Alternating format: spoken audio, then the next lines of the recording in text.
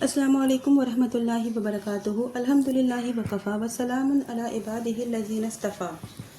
میری پیاری social media family, میں آج کے سامنے حالات حاضرہ کے پیش نظر عالم مسلمان پر ہو رہی ظلم و ستم کے بارے میں چند باتیں آج پیش کروں گی۔ آج مسلمان بڑے ہی نازک حالات سے گزر رہا ہے۔ اس کا بڑی آزمائشوں کا اسے سامنا کرنا پڑ رہا ہے۔ کہیں تو ان کی مسجدیں، عبادت گاہیں شمار کی جا رہی ہیں، تو دوسری طرف ان کے کھانے پینے پر پابندیاں ہیں۔ یہ کوئی آج کی بات نہیں ہے، بلکہ یہ معاملہ صدیوں پرانا ہے۔ جب مسلمانوں نے اسلامی تعلیمات سے انحراف کیا ہے، اللہ اور اس کے رسول صلی اللہ علیہ وسلم کے بتائے ہوئے طریقے سے ہٹ گیا ہے، تب مسلمانوں پر ایسے لوگ مسلط کیے گئے ہیں جنہوں نے مسلمانوں کا جینا حرام کر دیا ہے، ملک سے دربدر کرنے کی کوشش کی ہے۔ آج فلسطین اور سوڈان میں جیسے حالات ہیں، وہاں کے معصوم مسلمانوں پر جس طرح کے ظلم کے پہاڑ ڈھائے جا رہے ہیں، وہاں کے مسلمان جس طرح سے مارے کاٹے جا رہے ہیں، بڑا ہی افسوسناک نظارہ ہوتا ہے۔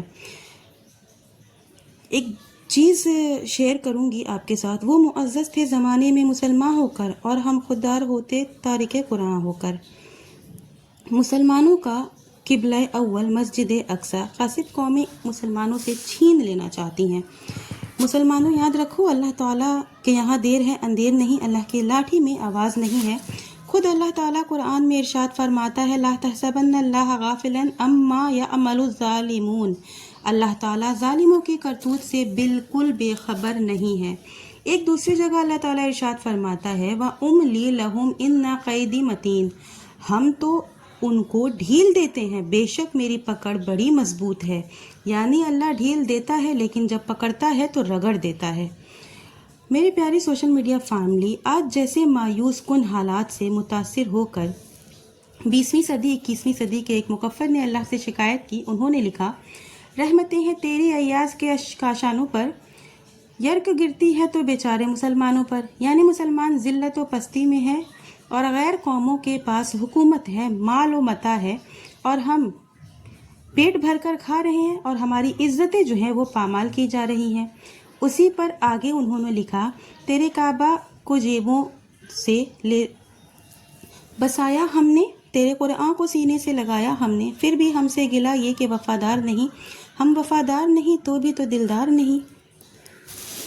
یعنی تیرے کعبے کو ہم تعمیر کرنے کی، کربلا میں ہم نے گردنیں کٹائیں، قسطنطنیہ کو ہم نے فتح کیا، اسلام کی تعلیمات کو پوری دنیا میں ہم نے عام کیا، 57-58 مسلم ممالک ہیں، پھر یہ ذلت کیوں ہم اٹھا رہے ہیں، یہ شرمندگی کیوں؟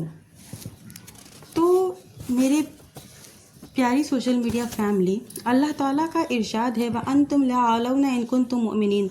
اے لوگوں، تم ہی کامیاب رہو گے بشرط یہ کہ تم مومن کامل ہو۔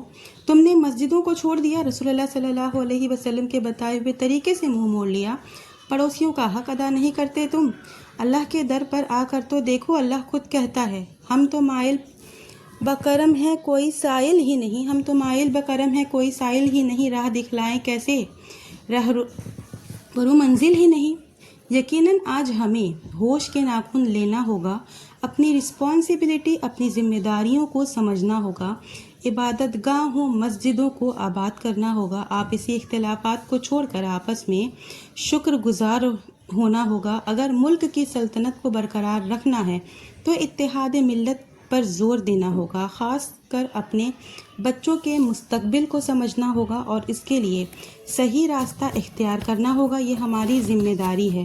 نہ سمجھو گے تو مٹ جاؤ گے اے ہندوستان والو، تمہاری داستان تک نہ ہوگی داستانوں میں۔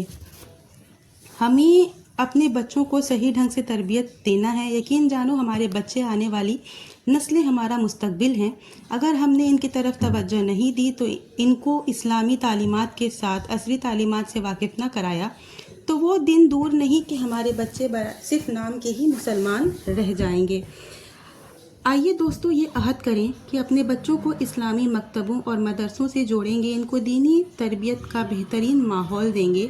کم از کم ہمارا بچہ اس لائق تو ہو کہ وہ قرآن کو صحیح پڑھے، نماز پڑھی جانے والی دعاؤں دعائیں اس کو یاد ہو، اردو زبان سے وہ واقف ہو۔ جو بھی ماحول ہے سوڈان کا، فلسطین کا، وہاں پہ جو غضب مسلمانوں پر ہو رہا ہے، اس کے ذمہ دار خود کہیں نہ کہیں مسلمان ہیں۔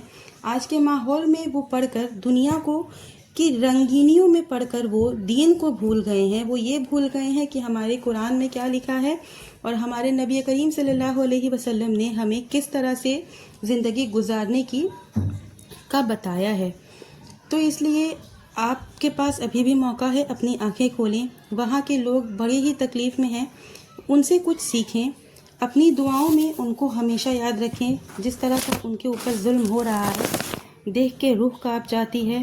اپنی دعاؤں میں یاد رکھیں۔ جمعرات کی رات شروع ہو گئی ہے، جمعہ کا دن ہے کل۔ آپ لوگ سب اپنی دعاؤں میں سوڈان کے لوگوں کو، فلسطین کے لوگوں کو ضرور یاد رکھا کریں۔ وہ لوگ کے ساتھ جو ہو رہا ہے وہ ہمارے لیے ایک عبرت ہے کہ ہم ان سے کچھ سیکھیں۔ ابھی بھی موقع ہے، اپنی زندگی سنوار لیں، آخرت اپنی بنا لیں۔ زیادہ ویڈیو کو لمبی نہیں کروں گی۔ آخر میں اللہ تعالیٰ سے دعا کرتی ہوں کہ یا اللہ تعالیٰ ہم تمام مومن مسلمانوں کو صحیح طریقے سے کتاب و سنت پر چلنے کی توفیق عطا فرمائے۔ فلسطین، سوڈان کے جو بھی مسلمان مومن پریشان ہیں، اللہ تعالیٰ ان کی مدد کرے۔ جو بھی بیمار ہیں ان کو اللہ تعالیٰ شفائے کاملہ عاجلہ عطا کرے۔ جہاں بھی کہیں پڑوس میں یا کہیں بھی مسلمان پریشان ہیں، جس طرح مسلمانوں پر ظلم ہو رہا ہے، اللہ تعالیٰ ان پر رحم کرے، ان کی مدد فرمائے۔ آمین۔ بآخر دعوانا ان الحمد للہ رب العالمین۔ جب فلم دیکھ کر باہر نکلیں گے، اسکول کی چھٹی ہو یا کارخانوں کی ڈیوٹی چینج ہو اور جھنڈ کے جھنڈ لوگ جب باہر ہوتے ہیں